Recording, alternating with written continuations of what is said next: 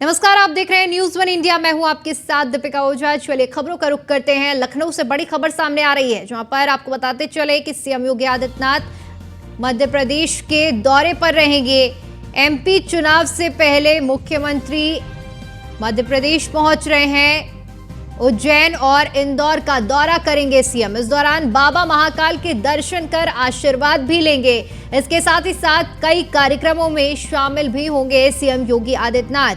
देवी अहिल्याबाई होलकर की प्रतिमा पर माल्यार्पण करेंगे। तो कई कार्यक्रम हैं सीएम के, जिनमें सीएम शिरकत करने वाले हैं और इसी कड़ी में देवी अहिल्याबाई होलकर की प्रतिमा पर सीएम माल्यार्पण भी करेंगे। इसके साथ ही श्रीनाथ मंदिर में ध्वज स्तंभ का लोकार्पण कार्यक्रम है और उसमें भी सीएम शिरकत करेंगे। तो आज सीएम योगी आदित्यनाथ मध्य प्रदेश के दौरे पर रहेंगे। मध्य प्रदेश में चुनाव नजदीक आ रहे हैं और ऐसे में एमपी चुनाव से पहले मुख्यमंत्री योगी आदित्यनाथ का दौरा काफी ज्यादा अहम माना जा रहा है। उज्जैन और इंदौर पहुंचेंगे सीएम, जहां पर कई कार्यक्रमों में शिरकत करेंगे। बता दें कि जब भी किसी राज्य में चुनाव की बात होती है तो खास तौर पर सीएम योगी को स्टार प्रचारक के रूप में देखा जाता है और इसी कड़ी में सीएम योगी का ये दौरा काफी ज्यादा अहम माना जा रहा है। मध्य प्रदेश पहुंचेंगे सीएम, जहां पर कई कार्यक्रम हैं और उन्हीं में से कई कार्यक्रमों में शामिल है देवी अहिल्याबाई होलकर की प्रतिमा पर माल्यार्पण, श्रीनाथ मंदिर के ध्वज स्तंभ के लोकार्पण कार्यक्रम में भी सीएम शामिल होंगे। तो सीएम योगी आदित्यनाथ आज मध्य प्रदेश के दौरे पर रहने वाले हैं और कुछ ही दिनों में मध्य प्रदेश में चुनाव है और चुनाव से पहले सीएम का ये दौरा काफी ज्यादा अहम माना जा रहा है। उज्जैन और इंदौर पहुंचेंगे सीएम, जहां पर बाबा महाकाल के दर्शन करने के बाद आशीर्वाद लेंगे और उसके बाद कई कार्यक्रम हैं सीएम योगी के, जिनमें सीएम शिरकत करेंगे और उन्हीं में से एक है देवी अहिल्याबाई होलकर की प्रतिमा पर माल्यार्पण और साथ ही साथ श्रीनाथ मंदिर में ध्वज स्तंभ के लोकार्पण कार्यक्रम में भी सीएम शामिल होंगे। तो आज मध्य प्रदेश के लिए रवाना होंगे सीएम योगी आदित्यनाथ और उज्जैन इंदौर पहुंचेंगे और साथ ही साथ जिस तरह से अब चुनाव नजदीक आ रहे हैं,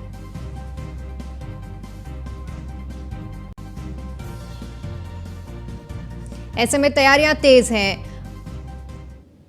वहीं इसी खबर पर ज्यादा जानकारी के साथ हमारी संवाददाता स्कंदिता मिश्रा लखनऊ से हमारे साथ जुड़ गई हैं और साथ ही साथ तरुण कुमार इंदौर से जुड़ गए हैं। स्कंदिता, आपसे सबसे पहले जानकारी लेना चाहेंगे कि सीएम योगी आदित्यनाथ कब रवाना होंगे मध्य प्रदेश के लिए?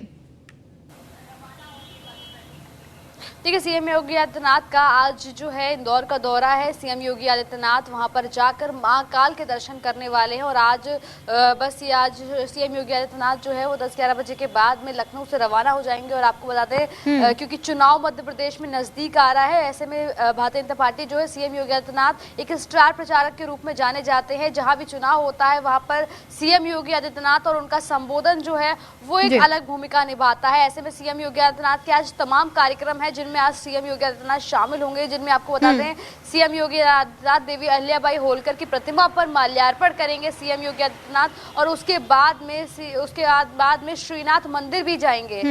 योगी जी श्रीनाथ मंदिर जाकर वहां पर जो स्तंभ है, ध्वज है, उसके लोकार्पण के कार्यक्रम में भी शामिल होंगे। सीएम योगी आदित्यनाथ के इंदौर में आज तमाम कार्यक्रम है, जिसमें से एक है छत्रपति शिवाजी महाराज की अभिषेक की आज 350वीं वर्षगांठ है, उसमें भी सीएम योगी आदित्यनाथ आज शिरकत करेंगे। तो ये तमाम कार्यक्रम हैं और महाकाल के दर्शन करेंगे क्योंकि सीएम योगी आदित्यनाथ जब भी कहीं जाते हैं लौटूंगी आपके पास। तरुण, आपका रुख करना चाहूंगी क्योंकि आज सीएम इंदौर भी पहुंच रहे हैं। कई ऐसे कार्यक्रम हैं जिनमें सीएम शिरकत करने वाले हैं। क्या कुछ कार्यक्रम रहने वाले हैं और कब तक सीएम इंदौर पहुंचेंगे? मध्य प्रदेश में इस वर्ष विधानसभा चुनाव के दौरान जो है भारतीय जनता पार्टी के बड़े नेता और स्टार प्रचारकों का जो है मध्य प्रदेश में जन आशीर्वाद यात्रा में आना जाना लगातार लगा हुआ है।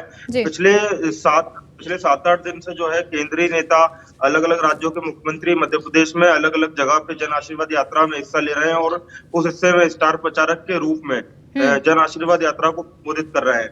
वहीं उसी तारतम्य में आज जो है उत्तर प्रदेश के मुख्यमंत्री योगी आदित्यनाथ जो है मध्य प्रदेश के इंदौर के आसपास के एक विधानसभा में जन आशीर्वाद यात्रा में सम्मिलित होने आ रहे हैं। जन आशीर्वाद यात्रा को संबोधित करने आ रहे हैं। साथ साथ वो उज्जैन महाकालेश्वर में दर्शन करेंगे महाकाल बाबा के। उसके बाद इंदौर पहुंचेंगे। इंदौर में स्थानीय कार्यक्रमों में जो है हिस्सा लेंगे और कई सारे ऐसे कार्यक्रम है जन आशीर्वाद यात्रा है। एवं योगी आदित्यनाथ के अलावा कई सारे केंद्रीय नेता भी हैं जो आज इंदौर और मध्य प्रदेश के अलग अलग विधानसभा में जन आशीर्वाद यात्रा में हिस्सा लेंगे और उनको संबोधित करेंगे। ठीक है स्कंदता, जब बात चुनाव की आती है तो देखिए सीएम योगी आदित्यनाथ किसी भी राज्य में चुनाव हो स्टार प्रचारक के रूप में पहुंचते हैं और वहां की जनता उन्हें काफी ज्यादा पसंद भी करती है, क्योंकि जिस तरह से उनके संबोधन होते हैं उसको काफी ज्यादा पसंद किया जाता है। ऐसे में अब जिस तरह से चुनाव नजदीक आ रहे हैं, सीएम योगी पहुंच रहे हैं, कहीं ना कहीं लोगों में भी खासा उत्साह रहेगा।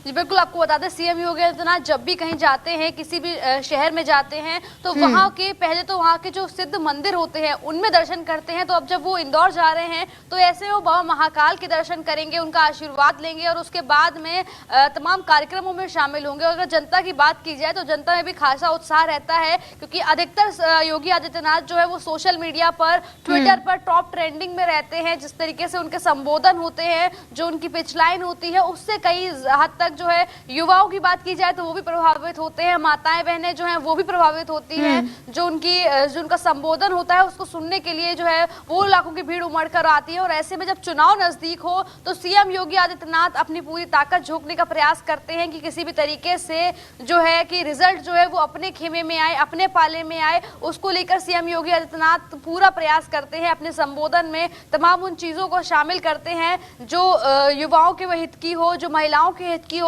जो सभी वर्गों के हित की हो, उनमें उनका खासा फोकस रहता है। तो ऐसे में जब वो मध्य प्रदेश का दौरा कर रहे हैं तो उनके लिए आज का दिन भी बेहद खास होने वाला है, क्योंकि मध्य प्रदेश में चुनाव नजदीक है। ऐसे में सीएम योगी आदित्यनाथ की क्या भूमिका रहती है, स्टार प्रचारक के तौर पर कितना प्रभावित कर पाते हैं इंदौर की जनता को, और खास करके कहा जाए तो मध्य प्रदेश की जनता को, क्योंकि उनको देखने के लिए सिर्फ इंदौर नहीं और बाकी आसपास की जगहों से भी लोग जो है वो पहुंचते हैं। सिर्फ सीएम योगी आदित्यनाथ की बात की जाए, उत्तर प्रदेश के भी वो अगर किसी भी जिले में जाते हैं तो आसपास के तमाम विभिन्न जिलों के लोग जो है वो पहुंचते हैं उनके संबोधन को सुनने के लिए। तो ऐसे में सीएम योगी आदित्यनाथ बाबा महाकाल के दर्शन करने के बाद तमाम कार्यक्रमों में शामिल होंगे और जनता के साथ में उनका संबोधन भी रहेगा।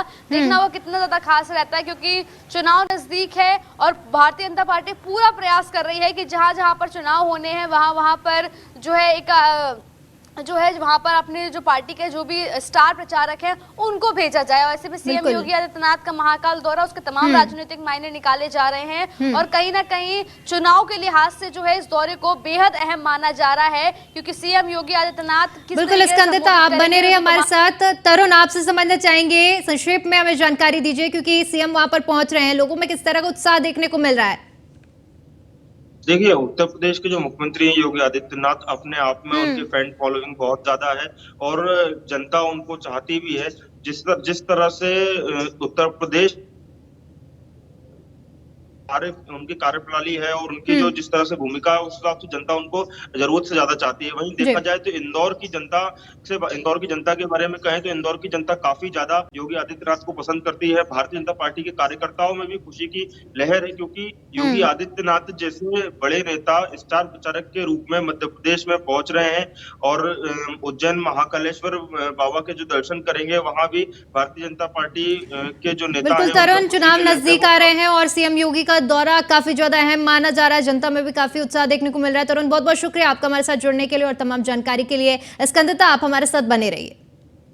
चलिए अगली बड़ी खबर का रुख करते हैं। लखनऊ से बड़ी जानकारी सामने आ रही है, जहां पर आपको बता दें कि विधानसभा राजभवन पर मॉक ड्रिल का आयोजन किया जा रहा है।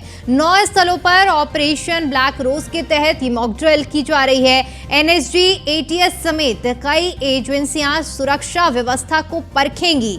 सेना के हेलीकॉप्टर से वीवीआईपी बिल्डिंग पर उतारने की पूरी कवायद की जाएगी। कमांडो इस पूरी व्यवस्था को देखेंगे।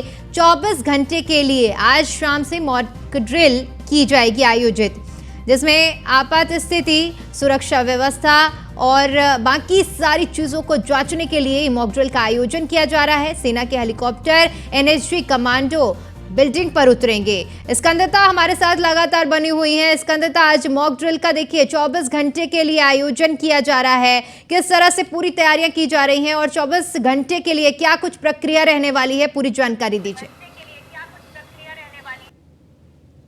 को लेकर तमाम तैयारियां की गई हैं और अगर आज की बात की जाए तो आज मॉक ड्रिल होगा और कमांडो की ट्रेनिंग जिसको कहा जाए तो आज राजभवन, विधानसभा समेत 9 ऐसे स्थल हैं जहां पर उसकी मॉक ड्रिल कराने का जो है कार्यक्रम का आयोजन किया गया है। इसके अलावा आपको बता दें कल जो है विधानसभा की छत पे जो है मॉक ड्रिल हुआ था कमांडो की ट्रेनिंग को लेकर, जिसको देखने के लिए तमाम भीड़ उमड़ी थी क्योंकि विधानसभा की छत पर उतरने की कोशिश जिस तरीके से हो रही थी, जिस तरीके से लोगों का जमावड़ा लग गया था, भीड़ उमड़ी थी देखने के लिए मॉक ड्रिल की किस तरीके से हेलीकॉप्टर जो है विधानसभा के इर्द गिर्द घूमता हुआ नजर आ रहा था। और राजभवन के अलावा आपको बता दें तमाम 9 स्थल ऐसे हैं जहां पर आज जो है ट्रेनिंग के तहत जो है ऑपरेशन ब्लैक रोज के तहत जो है मॉक ड्रिल होनी है। तो कहीं ना कहीं आज का दिन विशेष माना जा रहा है और एनएसजी एटीएस समेत कई जो है एनएसजी एटीएस से कई एजेंसियां जो है वो परखेंगी आज की किस तरीके से मॉक ड्रिल हो रही है, क्या कमांडो की किस तरीके से ट्रेनिंग हो रही है। तो तमाम तरीकों के लिहाज से आज का ये जो आयोजन है, कार्यक्रम है,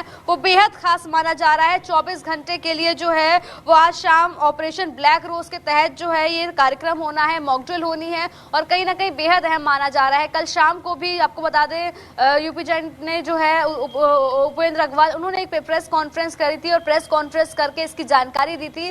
कल 24 घंटे के लिए रोज ब्लैक के तहत इसका कार्यक्रम का आयोजन किया जाएगा जिसमें राजभवन, विधानसभा समेत 9 ऐसे स्थल होंगे जहां पर मॉक ड्रिल होगा, जिसको तमाम जो बड़ी बड़ी एजेंसियां हैं वो जांचेंगी, परखेंगी। और कल भी जिस तरीके से भीड़ उमड़ी थी विधानसभा के बाहर, क्योंकि कल भी मॉक ड्रिल कराया गया था जिसमें जो हेलीकॉप्टर था वो विधानसभा के इर्द गिर्द घूमता हुआ नजर आ रहा था। उसको देखने के लिए लाखों की जो लोग हैं आसपास वो इकट्ठे हो गए थे, भीड़ आ गई थी। जो लोग हैं जिनको पहले से जानकारी थी वो आके खड़े हुए थे, उन्होंने देखा था कि किस तरीके से हेलीकॉप्टर की मॉक ड्रिल हो रही है और आपात स्थिति में कैसे मैनेज होगा, कैसे संभाला जाएगा मामला, उसको लेकर भी खास तैयारियां की गई हैं। और आपात स्थिति के लिए पूरी तरह से एजेंसियां तैयार हो रही हैं और मॉक ड्रिल किया जा रहा है। बहुत बहुत शुक्रिया आपका हमारे साथ जुड़ने के लिए, उस पूरी तमाम जानकारी के लिए। चलिए अगली खबर का रुख करते हैं। राजस्थान के भरतपुर में बड़ा सड़क हादसा हो गया जहां पर ट्रक और बस की टक्कर हो गई है जिसमें 11 लोगों की दर्दनाक मौत की खबर सामने आ रही है। बताते चले कि खड़ी बस को अनियंत्रित ट्रक ने टक्कर मारी है। इस हादसे में 11 यात्रियों की मौत हुई है और अब तक कई घायल बताए जा रहे हैं। गुजरात से मथुरा की तरफ ये बस जा रही थी। बस खराब होने की वजह से सड़क पर ड्राइवर रिपेयर कराने के लिए बस को खड़े करके और कुछ देर के लिए बस खड़ी रहती है और उसी वक्त ये हादसा हो जाता है। गुजरात से मथुरा की तरफ ये बस आ रही थी। बस खराब होने के बाद ड्राइवर सड़क पर रिपेयर कर रहा था और उस दौरान ये बड़ा हादसा हो गया है। राजस्थान के भरतपुर के पास की ये बड़ी घटना जहां पर 11 यात्रियों की दर्दनाक मौत हो गई है और इस हादसे में कई लोग घायल बताए जा रहे हैं। तो राजस्थान में ये बड़ा हादसा हुआ है जहां पर 11 लोगों की दर्दनाक मौत हुई है।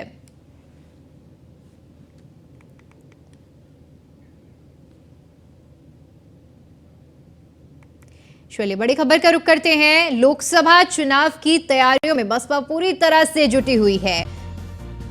बीएसपी एक बार फिर से सवर्णों पर फोकस करेगी। पूरी तैयारी की जा रही है जहां पर आर्थिक रूप से पिछड़े सवर्णों को जोड़ने की कवायद तेज हो गई है। गांव चलो अभियान में सवर्णों पर बीएसपी का जोर है। दलित बाहुल्य क्षेत्रों में कैडर कैंप करने की रूपरेखा तैयार की जा रही है। तो लोकसभा चुनाव नजदीक है और इसी कड़ी में बसपा भी इस बार चुनावी तैयारियों में जुट चुकी है। 2007 के बाद चुनावों में लगातार मात खाती जा रही है बसपा, इसलिए इस बार नया फॉर्मूला निकाला गया है और साथ ही साथ बसपा का फॉर्मूला 2022 चुनाव में भी पूरी तरह से फ्लॉप हो गया था। बताते चले कि 2017 विधानसभा चुनाव में भी बसपा को 1,93,00,000 वोट मिले थे। हर विधानसभा क्षेत्र में इस बार अलग अलग कार्य योजना बसपा की ओर से बनाई जा रही है और इसी कड़ी में सवर्णों पर फोकस करने की पूरी कवायद जारी है, अभियान चलाया जा रहा है और हर एक क्षेत्र के लिए अपनी अलग रणनीति बनाई जा रही है। आर्थिक रूप से पिछड़े सवर्णों को गांव चलो अभियान के तहत जोड़ने की कवायद बसपा की ओर से की जा रही है।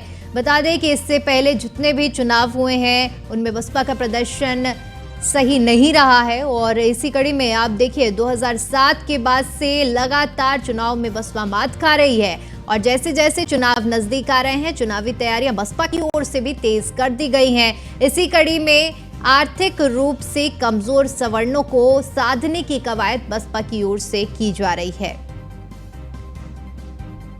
तो हर विधानसभा क्षेत्र में इस बार अलग से कार्य योजना बनाई जा रही है और उसी कार्य योजना के तहत बसपा अब काम करेगी और इसी में से एक है सवर्णों को साधने की पूरी प्रक्रिया और आर्थिक रूप से कमजोर सवर्णों को साधने की कवायद तेज कर दी गई है बसपा की ओर से। इसी खबर पर ज्यादा जानकारी के साथ हमारे संवाददाता संदीप मिश्रा हमारे साथ जुड़ गए हैं। जी संदीप, लगातार पटखनी खाने के बाद अब बसपा ने नई रणनीति तैयार करने की कोशिश शुरू कर दी है जिसमें आर्थिक रूप से कमजोर सवर्णों को साधने की कवायद जारी है। देखिए, बिल्कुल निश्चित तौर पे जिस तरीके से लोकसभा चुनाव की तैयारी में बसपा जुटी हुई है, वहीं एक बार फिर से जो है उन सवर्णों पर फोकस करेगी जो स्वर्ण कभी उनसे नाराज हुआ करते थे, कभी पार्टी में एक बहुत महत्वपूर्ण चेहरा थे और उन्होंने 2007 के चुनाव में उन्हें लगातार जीत हासिल कराई थी। और सबसे बड़ी बात ये थी कि 2007 के चुनाव में जिस तरीके से बसपा ने वापसी की थी और बहुजन समाज पार्टी का नाम बदल करके ब्राह्मण समाजवादी पार्टी हो गया था और वो स्वर्ण जो है वहां पर उन्हें कहीं न कहीं सत्ता तक बैठाए थे। अब उन्हीं को फिर से साधने का काम करने की जा रही है और गांव गांव चलो अभियान में पूरी तरीके से जोर दे रही है। साथ ही दलित वोट बैंक अपनी तरफ कर रही है, इसके साथ ही साथ स्वर्ण वोट बैंक अपनी तरफ कर रही है, जहां बसपा एक तरफ कैडर कैंप चला रही है जो सर्व समाज की और तरफ फोकस करती नजर आ रही है। तो निश्चित तौर पे आने वाले समय को लेकर जिस तरीके से बहुजन समाज पार्टी लगातार प्रयास कर रही है कि स्वर्ण वोट बैंक मेरी तरफ आए, जिससे लोकसभा चुनाव में एक अच्छा वोट बैंक हमारे पास मजबूती के साथ मिल सके। इन सभी चीजों को लेकर से लगातार जो बसपा की तैयारी है, कई फार्मूले के साथ में अगर देखा जाए तो अब तक जो है 2012 के बाद से लगातार कई फार्मूले यूज कर चुकी हैं, लेकिन कहीं ना कहीं महत्वपूर्ण सीटों पर नहीं बैठ पाई हैं जहां उनको बैठना चाहिए था। यानी कि 2019 के लोकसभा चुनाव में अगर बात करते हैं तो कहीं अखिलेश यादव के साथ में आई थी, लेकिन वो अखिलेश यादव को उतना फायदा नहीं हुआ था जितना बसपा को हुआ था। यानी कि कहा जा सकता है कि लोकसभा में जहां एक समय बीएसपी पर बहुत कम सीटें हुआ करती थी, लेकिन 19 में 10 सीटों की बराबरी आई थी। लेकिन साफ है कि आने वाले 2024 के लोकसभा चुनाव को लेकर के सुप्रीमो जिस तरीके से लगी हुई है, तो निश्चित तौर पे स्वर्ण वोट बैंक को अपनी तरफ करना चाहती है। दलित संदीप, एक लंबा सफर रहा है, देखिए आप सत्ता में रहने के बाद और उसके बाद लंबा सफर रहा है जहां पर कोई भी जीत अभी तक फिलहाल हासिल नहीं हुई है, इसीलिए तैयारियां की जा रही हैं। ठीक है संदीप, बने रहिए आप हमारे साथ। लखनऊ से बड़ी खबर सामने आ रही है जहां पर आपको बताते चले कि पीडब्ल्यूडी के पूर्व मुख्य अभियंता यूके गहलोत पर संगीन आरोप लगे हैं। यूके गहलोत की लोकायुक्त संगठन की शिकायत की गई है। पूर्व मुख्य अभियंता यूके गहलोत पर भ्रष्टाचार के आरोप लगे हैं। लोकायुक्त संगठन ने आमजनों से भी मिले मामलों के साक्ष्य मांगे हैं। 3 अक्टूबर तक उप लोकायुक्त के सामने सभी सबूत पेश किए जाएंगे। लखनऊ निवासी शारिक खान ने यूके गहलोत की शिकायत की थी, जिसके बाद अब 3 अक्टूबर तक का समय है और 3 अक्टूबर तक सबूत पेश करने हैं। पीडब्ल्यूडी मेरठ में तैनात रहे मुख्य अभियंता यूके गहलोत। संदीप, आपका रुख करना चाहूंगी। देखिए, मुख्य अभियंता पर ये संगीन भ्रष्टाचार के आरोप लगे हैं, क्या कुछ पूरा मामला है और 3 तारीख तक का समय दिया गया है सबूत इकट्ठा करने के लिए। बिल्कुल, देखिए पीडब्ल्यूडी के पूर्व मुख्य अभियंता है यूके गहलोत और इन पे शिकायत हुई है। शिकायत होने के बाद लखनऊ निवासी शारिक खान ने पीडब्ल्यूडी मेरठ में जब तैनात हुआ रहे थे तब उस समय उनके ऊपर शिकायत की थी। यानी कि लोकायुक्त से इसकी शिकायत की गई। लोकायुक्त के साक्ष्य जो है जुटाने में लगा हुआ है। यानी कि साथ है कि 3 अक्टूबर तक उप लोकायुक्त को सभी साक्ष्य प्रस्तुत करने हैं। यानी कि जिस तरीके से मैनपुरी के निर्माणाधीन सैनिक स्कूल में बिना वित्तीय स्वीकृति के और ओवरकास्टिंग का काम कराया था इन्होंने, और शासन से बिना अनुमति लिए ही पूरे काम में लगभग 4 से 5 करोड़ का काम था जो कि उन्होंने करा दिया था। जिसके बाद से इसकी शिकायत होती है। शिकायत होने के बाद लोकायुक्त पास उसकी जांच पहुंचती है। यानी 3 अक्टूबर तक अगर साक्ष्य नहीं पहुंचते हैं तो लोकायुक्त इसमें जो है मामले को गंभीरता से उठाएगा। यानी कि साफ है कि आमजनों से जो शिकायत मांगी गई है उसके भी साक्ष्य मांगे जा रहे हैं, लेकिन कहीं ना कहीं भ्रष्टाचार का बड़ा मामला है और जिसको लेकर के लोकायुक्त लगातार इसकी जो है जांच कर रहे हैं, क्योंकि जिस हिसाब से इनके ऊपर शिकायत हुई है तो निश्चित तौर पे 4 से 5 करोड़ के मामले की बात है। और मैनपुरी में रहते समय इन्होंने निर्माणाधीन कार्य कराया था, जिसके बाद से इनके ऊपर शिकायत हुई है। जी बिल्कुल संदीप, बहुत बहुत शुक्रिया आपका हमारे साथ जुड़ने के लिए, इस पूरी तमाम जानकारी के लिए। चलिए लखनऊ से बड़ी खबर सामने आ रही है, रुक करते हैं। शासन से स्वीकृति मांगेगा यूपी मदरसा बोर्ड। 8,500 मदरसों की मान्यता के लिए मदरसा बोर्ड मंजूरी मांगेगा। मदरसे के सर्वे का 10 महीने का काम पूरा हो चुका है। अस्थायी मान्यता वाले मदरसों के 5 साल पूरे हो चुके हैं। मदरसों की स्थायी मान्यता के लिए शासन से अनुमति मानी जाएगी। अस्थायी मान्यता वाले 5 साल पूरे होने वाले मदरसों को लेकर ये अनुमति मांगी जा रही है। मदरसों की स्थायी मान्यता के लिए शासन से अनुमति मांगी जाएगी। तो लखनऊ से बड़ी जानकारी, जहां पर शासन से यूपी मदरसा बोर्ड स्वीकृति मांगेगा। 8,500 ऐसे मदरसे हैं जिनके लिए मान्यता मदरसा बोर्ड मांगेगा।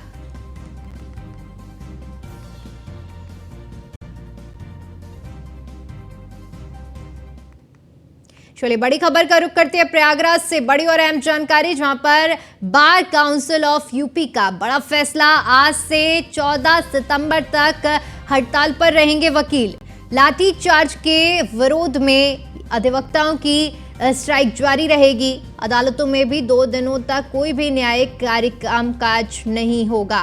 तो 12 तारीख तक पहले फैसला लिया गया था और एक बार फिर से अब तारीखें बढ़ा दी गई हैं। 14 सितंबर तक हड़ताल जारी रहेगी। बार काउंसिल ऑफ यूपी की ओर से यह फैसला लिया गया है। लाठीचार्ज के विरोध में अधिवक्ताओं का लगातार प्रदर्शन जारी है और इसी कड़ी में अब 14 तारीख तक के लिए कामकाज को ठप करने का ऐलान किया गया है।